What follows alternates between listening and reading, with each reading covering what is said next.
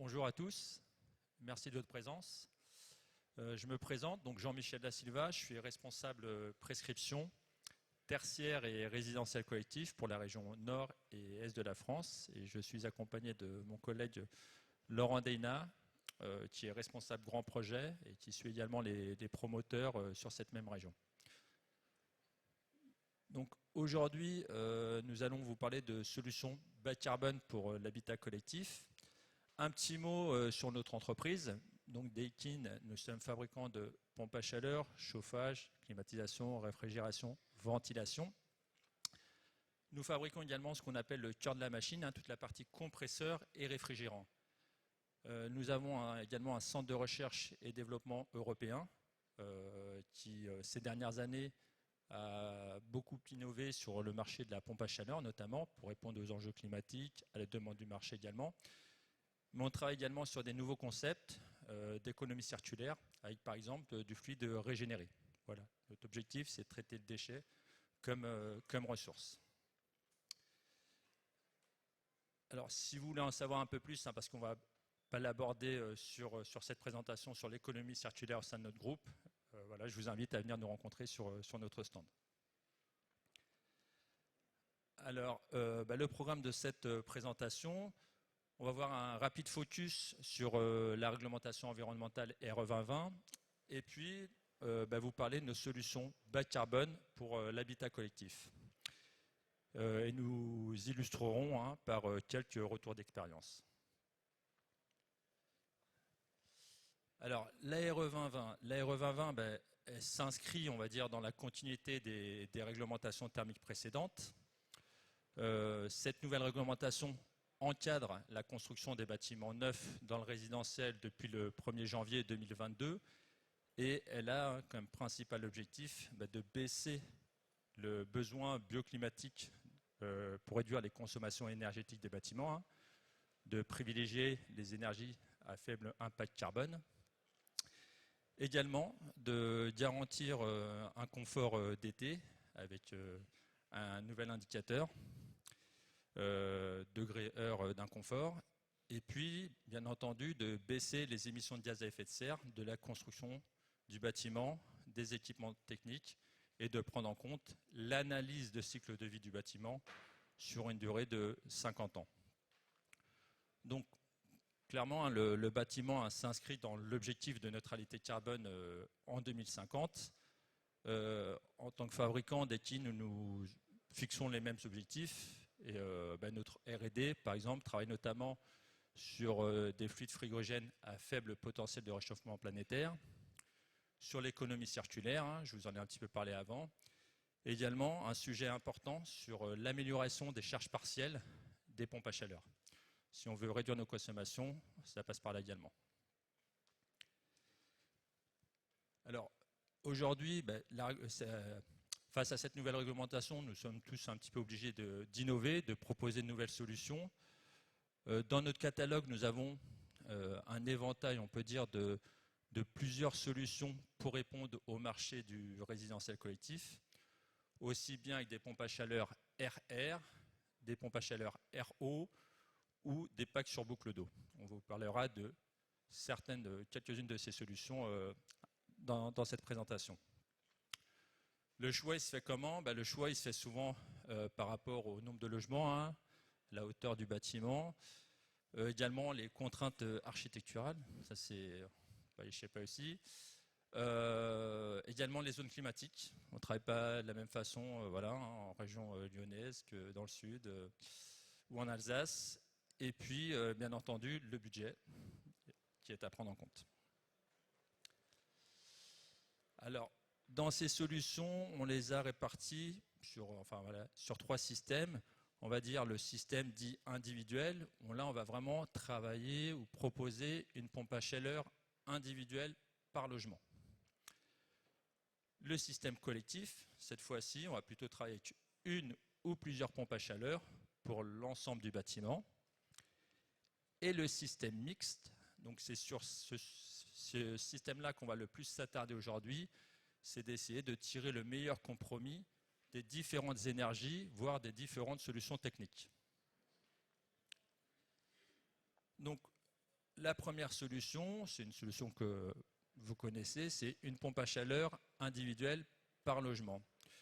Donc là, la pompe à chaleur, donc on va alimenter soit des radiateurs, du plancher chauffant ou tout autre type d'émetteur à eau. Et pour les besoins de chaude sanitaire, donc nous avons dans le module un ballon d'eau chaude de 180 ou 230 litres. Donc on est sur une solution 100% thermodynamique, également une solution plug and play, hein, simple à installer. Concernant les groupes extérieurs, on peut les mettre soit sur un balcon, en terrasse, voire à l'extérieur. Voilà, et puis également avec des très belles performances énergétiques. Hein, et puis également, oui, c'est un point important, un fonctionnement jusqu'à moins 25 degrés extérieur. Un premier retour d'expérience avec le promoteur Lamotte, donc et l'architecte Patriarche et l'installateur CETO, pardon. Donc là, on est sur un projet de 57 logements en Savoie, sur 57 logements répartis sur 14 bâtiments. Donc on a du R+1 au R+2. Donc la pompe à chaleur en individuel se prête vraiment bien à ce programme. Donc on a du T2 au T4 pour des puissances en pompe à chaleur de 4, 5, 6 kW. Donc le choix qui a été fait, hein, c'est l'installation d'une pompe à chaleur au R32 double service pour le chauffage et le chaude sanitaire. Le travail qui a vraiment été mené sur cette opération, c'était vraiment dès le départ d'intégrer dans le projet l'installation des pompes à chaleur. Il y a vraiment eu un travail collaboratif avec les différents intervenants pour intégrer la pompe à chaleur dans un espace paysager. Voilà. Par exemple, les packs sont installés juste à côté des bâtiments et tous les réseaux sont enterrés. Une autre solution en individuel, donc cette fois-ci on est sur une pompe à chaleur RR, soit en monosplit ou en multisplit, des unités murales, voire plutôt, hein, plus souvent même du gainable, un ou plusieurs par logement. Donc là on parle d'un ballon chauffe-eau thermodynamique individuel. Très prochainement, à partir de janvier, on pourra raccorder le ballon d'eau chaude au groupe extérieur.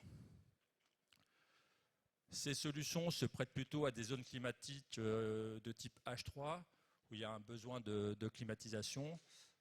C'est une solution également simple à mettre en œuvre et également avec d'excellentes performances énergétiques. Hein. On parle de performance à charge partielle de l'ordre de 6. Et voilà, on est directement sur un échange fluide air. Pour la solution collective, donc là, nous vous proposons une association de plusieurs pompes à chaleur Alterma haute température, OR32, avec des modules intérieurs au sous-sol, dans un local technique, pour alimenter un ballon de chaude sanitaire et le réseau de chauffage. Donc là, le système collectif sur cette installation, l'avantage, si on peut le dire comme ça, c'est vraiment d'avoir un coût de maintenance mutualisé, également un coût d'installation réduit et un gain de place également dans le logement.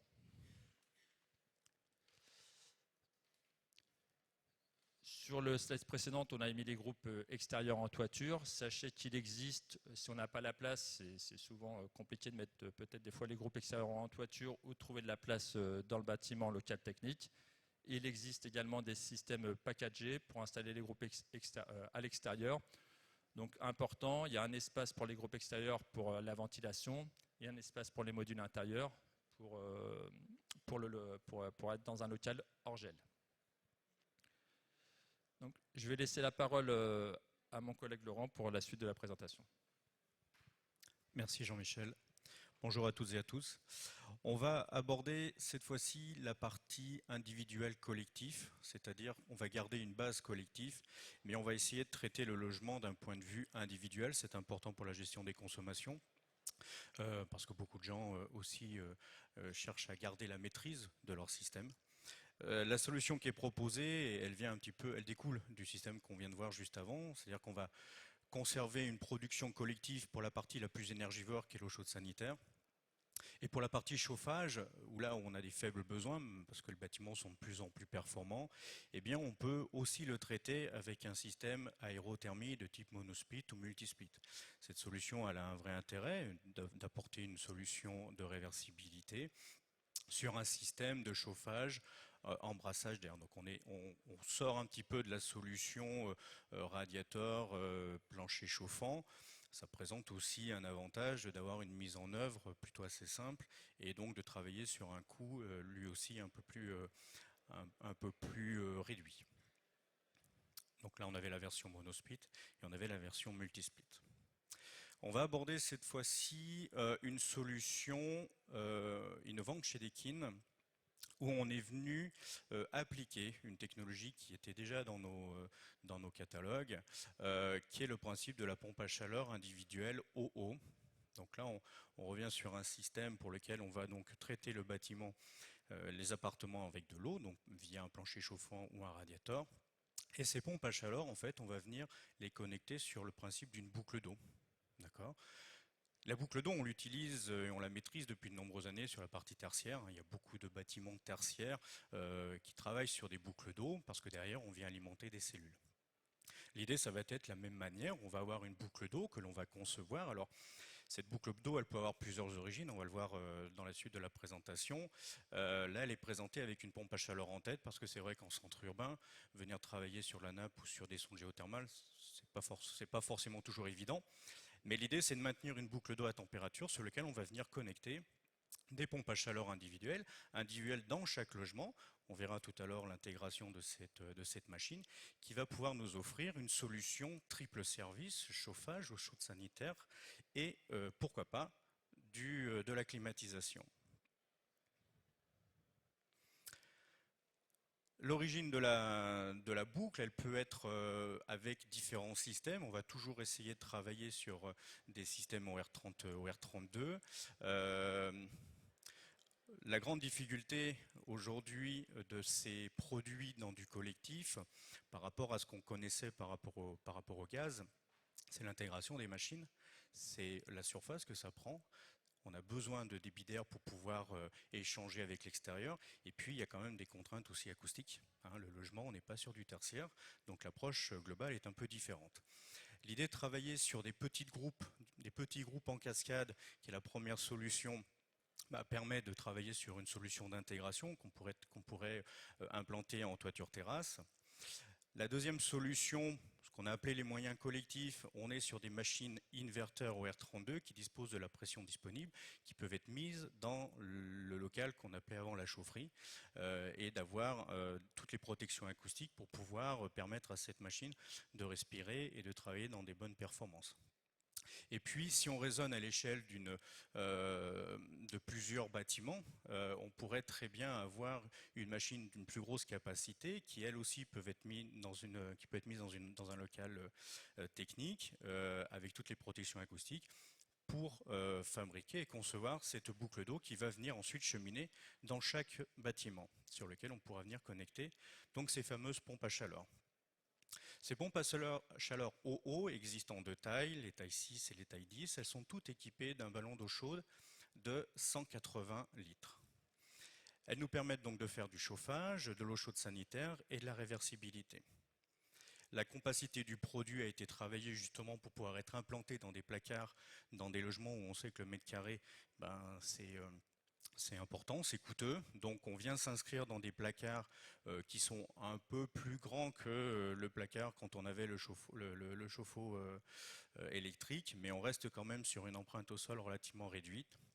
Tous les piquages se font sur le dessus de la machine, donc on a vraiment un départ sur le plus ergonomique possible. On va pouvoir vraiment plaquer cette machine contre le fond du placard, et puis ensuite d'avoir notre distribution pour aller alimenter nos nourrices. La partie de gauche montre l'origine de la boucle. On l'a vu juste avant, on avait évoqué une origine avec une pompe à chaleur, mais bien sûr que si le site géographique s'y prête, travailler sur la nappe ou travailler sur des sondes, c'est un vrai intérêt économique et surtout de performance. Et puis, on parlait tout à l'heure de l'ADEME et d'autres organismes de fonds de chaleur dans la présentation de notre collègue avant. Et oui, aussi, ces acteurs sont importants dans la promotion de ce type de solution. Donc, on revient un petit peu sur la partie logement. Donc, dans cette logement, on aura cette pompe à chaleur. La boucle d'eau. Alors, les pompes peuvent admettre une température d'eau relativement assez faible. Hein. Elles peuvent admettre une température d'eau d'entrée de -10. Alors c'est vrai que quand on va être sur de la nappe, on va essayer de travailler avec cette température de nappe. Lorsqu'on va être sur une boucle d'eau artificielle, on va plutôt essayer de travailler avec une température d'eau qui peut varier alors de +15 à +25 parce qu'on sait qu'on est sur des rendements d'installation les plus optimales possibles. Et puis surtout l'idée, c'est d'essayer de faire circuler une température d'eau qui soit de moyenne température pour limiter aussi les pertes thermiques en ligne. Et puis cette pompe à chaleur qui sera connectée sur ces boucles d'eau permettront d'aller alimenter des radiateurs, du plancher chauffant ou du ventilo-convecteur si vous êtes en mode réversible. On est souvent aussi sur des projets de logement pour lesquels le socle bas, le rez-de-chaussée, est occupé par des magasins. Et on peut bien évidemment aussi traiter la partie magasin, alors soit par des pompes à chaleur, soit par un système VRV, donc à détente directe, mais à échange sur eau, parce que le VRV chez Daikin existe aussi en échange sur eau, et pas qu'en échange sur air. Et le gros avantage, c'est d'avoir un grand bénéfice sur la consommation, puisque le coefficient d'échange sur l'eau est bien plus intéressant que sur l'air, et on s'affranchit aussi des cycles de dégivrage. Donc, comme je vous le disais tout à l'heure, le fait d'avoir une boucle principale, on optimise aussi la circulation de la colonne montante, puisque on n'a pas à traiter une colonne montante pour le chauffage, on n'a pas à traiter une colonne montante pour l'eau chaude sanitaire et le bouclage, donc on optimise aussi l'idée de rationaliser les espaces dans les parties communes. Et puis le fait d'avoir des machines pour lesquelles le débit de circulation est relativement assez bas, ça permet aussi de diminuer les diamètres de circulation. Et puis de limiter la perte thermique sur le réseau, puisqu'on est sur des températures de circulation d'eau qui sont de moyenne température, donc on n'est pas sur un régime 80 degrés avec les pertes thermiques qu'on peut connaître sur le réseau. Donc, comme je vous le disais aussi, une optimisation de la réduction des énergies, puisque on va travailler sur l'eau. L'échange sur l'eau est bien plus performant que l'échange sur air, pas de cycle de dégivrage. Et puis, il y a un paramètre important qui est assez séduisant aussi pour les promoteurs, c'est cette notion de récupération d'énergie que vous pouvez avoir sur la boucle, parce que comme on est sur des systèmes mixtes, chauffage et réversible, en fonction de la prestation que souhaite le client de proposer de la climatisation dans les logements, on va pouvoir vraiment aussi travailler sur une vraie récupération d'énergie sur la boucle en fonction des machines qui vont être en demande de chaud ou celles qui sont en demande de froid. Donc ça, c'est aussi un point intéressant de cette solution-là. Donc on est vraiment sur une solution qui offre une intégration parfaite dans les logements. D'accord. L'intégration des groupes qui seront, si on est dans le cas d'une pompe à chaleur, d'une boucle artificielle, donc l'intégration de la pompe à chaleur en tête qui devra être étudiée. Et ensuite, en fonction de la typologie du bâtiment et en fonction de la zone géographique, si on peut valoriser un captage sur nappe ou sur sonde, c'est sûr que c'est vraiment hyper intéressant. Un troisième avantage, c'est effectivement la réduction de l'empreinte carbone. On ne cesse d'en parler aujourd'hui. L'empreinte carbone en tonnes équivalentes de CO2 est diminuée de plus de 73%. C'est lié à l'usage d'un fluide qui est le R32, qui est 3 fois moins impactant que le 410. Le fait d'utiliser ce R32 dans de nouvelles conceptions de machines, on diminue aussi la quantité de fluide frigorigène dans l'installation. Et la tonne équivalente CO2, qui est le produit de ces deux facteurs, permet d'abaisser de plus de 73% cette empreinte par rapport à un système équivalent, notamment aussi par rapport à un système de pompe à chaleur RO, même au R32.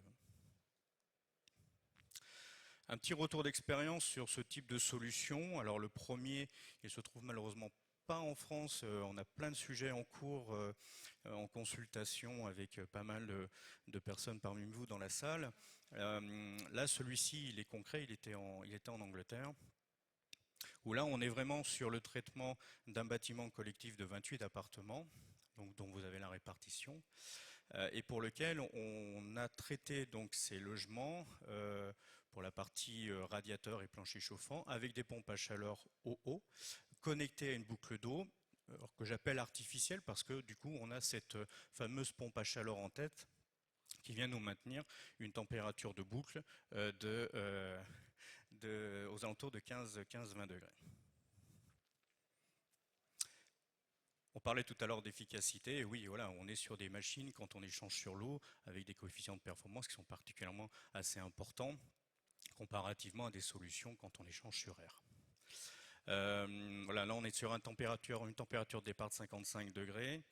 On avait une partie aussi ventilo-convecteur pour la partie rafraîchissement avec un départ de 7 degrés et une eau chaude sanitaire aux alentours de 55 degrés.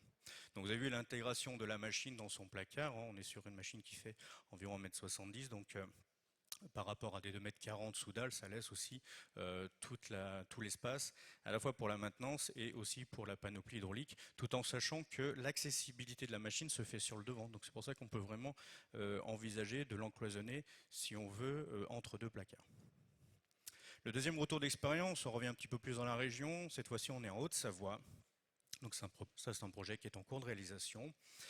C'est un très joli sujet puisque là on est vraiment sur une solution donc, où le promoteur souhaitait apporter une vraie solution de performance énergétique à ses futurs acquéreurs. Et d'ailleurs à la vente, il nous a fait part que ses clients étaient sensibles à cette approche-là. Et donc c'était la promotion idéale pour ce système OO. Cette fois-ci, la boucle d'eau est issue de la nappe. Donc on est venu capter directement dans la nappe. Et c'est la raison pour laquelle vous voyez sur ce slide apparaître l'ADEME, parce que l'ADEME avec son fonds chaleur a donc subventionne, enfin le projet a été éligible à l'ADEME pour une subvention qui est quand même particulièrement aussi intéressant. Et puis on est accompagné aussi par EDF, qui est partenaire aussi sur le développement de ces nouvelles solutions. Et puis on a eu le plaisir de voir ce projet récompensé lors du dernier salon Interclimat, puisqu'il a obtenu le trophée de l'ingénierie performante. Ce trophée était adressé donc à l'ingénierie du projet.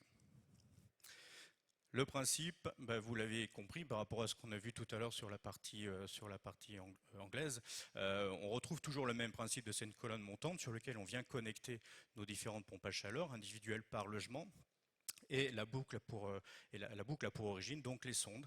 Dans un local sous-station, on retrouve donc notre échangeur sur lequel on dissocie la partie captage de nappe et la distribution. On est sur 3 bâtiments, d'accord, avec des niveaux de CEP que vous voyez apparaître sur la machine, donc sur la présentation. Il y avait un objectif assez fort du client par rapport à tout ça. Et bien vous voyez sur la partie droite de la slide l'implantation de la PAC. Alors, on a une grande majorité de T3, T4, on a quelques T2. Là, la présentation, c'est le côté buanderie de chaque appartement dans lequel on a la PAC et puis sur son côté, la machine à laver, le sèche-linge qui est superposé. Mais on voit que tous les piquages se font sur le dessus, avec la nourrice qui se trouve en partie basse derrière le lave-linge, donc facilement accessible. Et on reste sur des encombrements, des placards qui sont quand même particulièrement réduits. Donc si on devait faire le résumé de cette solution novatrice de pompe à chaleur OO appliquée à une solution collective, on reste 100% thermodynamique.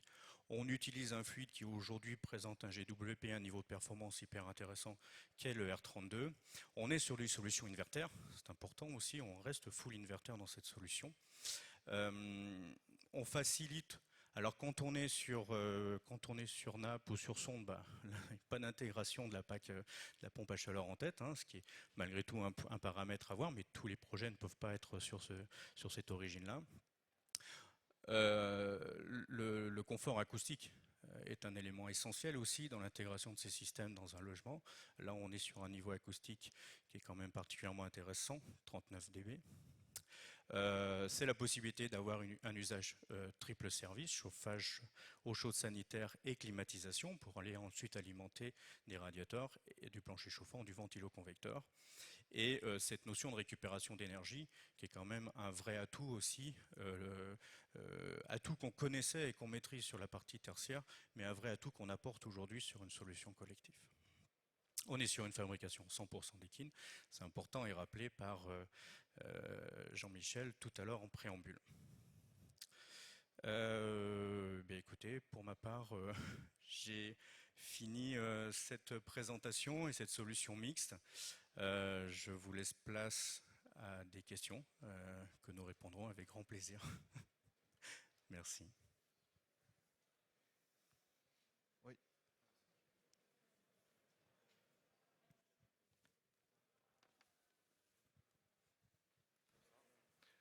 Oui, petite question. Merci pour cette présentation. J'avais une question moi, concernant l'enveloppe thermique du bâtiment pour atteindre des CEP aussi performants. Vous êtes sur quel type de BBO en RE 2020? Mais plutôt moins 15, moins 20, moins 30%? On était moins 20 sur ce bâtiment-là.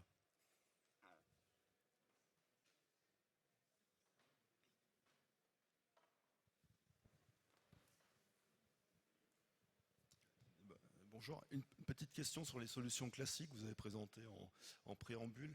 Vous avez parlé de pompe à chaleur haute température en système collectif. Sur des bâtiments, je veux dire à faible besoin, en neuf par exemple, maintenant, on n'a pas de solution moyenne ou basse température en collectif? On a l'équivalent en basse température. Ce qui est intéressant avec la PAC haute température, c'est déjà sa plage de fonctionnement en température extérieure, parce qu'on monte jusqu'à moins 28 degrés. On est capable de donner des niveaux de performance jusqu'à moins 25, ce qui est quand même aussi un point important. Et surtout, c'est que ça répond à un besoin d'eau chaude sanitaire, parce que là, on peut vraiment monter sur des départs de l'ordre de 70 degrés, hein, parce que oui, on sort en température d'eau 70 degrés jusqu'à moins 15 de température extérieure. Donc c'est un vrai intérêt aussi sur la partie eau chaude sanitaire. C'est pour ça qu'on parle souvent de pompe à chaleur haute température par rapport aux produits qui existent aussi en moyenne température sur les mêmes tailles de machines, quoi.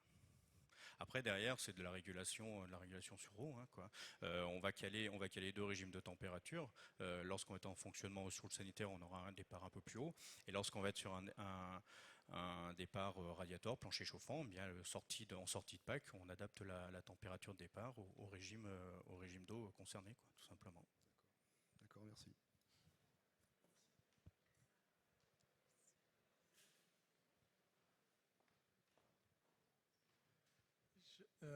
Merci Laurent. Un coût par logement? Une idée ou pas du tout? Je sais que c'est des questions. Pour quelle solution? Pour la dernière solution. Là, j'ai vu que c'était avec un promoteur immobilier, donc ouais, c'est souvent des gens qui sont sensibles au coût. Difficile de parler du coût, puisque ça va vraiment dépendre de la typologie du bâtiment. Plus le nombre d'appartements est important, et plus ce coût est réduit.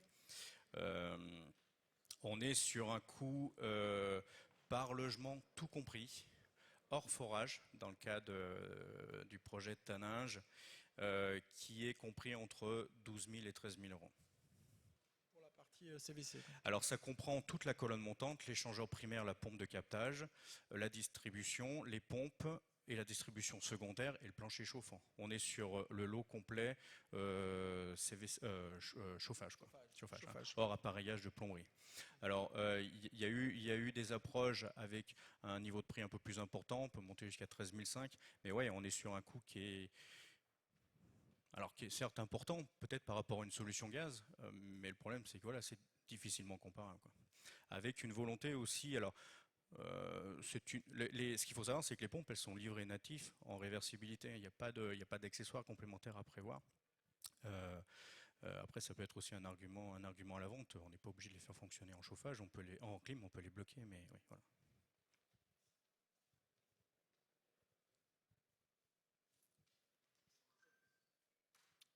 Et en effet, c'est sans l'aide. Puisque l'ADEME finance En fait, l'aide de l'ADEME, dans le cas présent, a financé quasiment les 2/3 de la partie infrastructure forage. Ouais. Donc c'est hors aide, là. C'est le prix d'installation, quoi. Fourniture pose.